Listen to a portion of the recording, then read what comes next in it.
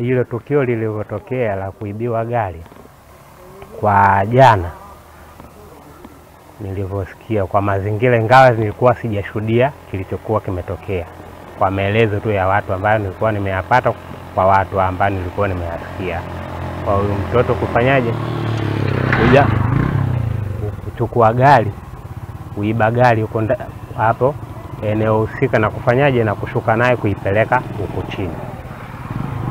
Kwa maelezo ya watu akasema alikuwa na funguo ambayo ya bandia, ambayo akaingia kwenye ndani ya gari na kufungua gari na kuanza kuligeuza na kushuka nalo huko chini. Sasa kwa bahati mbaya au nzuri, huko chini kulikuwa na bodaboda alikuwa anashuka, alikuwa anapanda, na yeye gari ilikuwa inashuka. Kwa hiyo walikutana hapo katikati.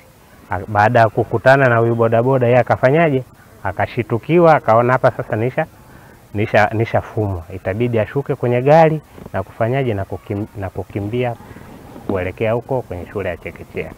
Kwa hiyo baada hapo watu wakaenda kumkimbiza huko, kumfuatilia, wakamkuta alikuwa kwenye shimo, akawa amejificha. Baada ya kumkamata, akaletwa hadi hapo barabarani na kuanza kumhoji na kuanza kumpiga, akisema yeye katumwa, gari alichukua alipeleke Msamba. Kaambia kuna mtoto ameiba gari. Walikuwa wangapi? Yeye kwenye gari alikuwa peke yake, ila inasemekana alikuja na watu kama 4.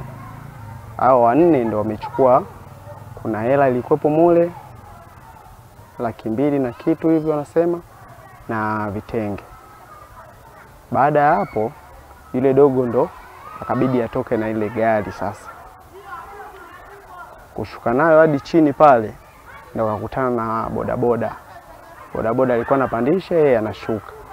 Kwa sasa kwenye kupishana na hisi pale, ndo yule mtoto akawa ameingia kwenye mti. Yaani kaa kingema fulani cha mti kidogo dogo hivi. Ndio kuingia pale kutaka kurudisha nyuma. Yule jamaa akabidi arudi amfuatilizie aone nini.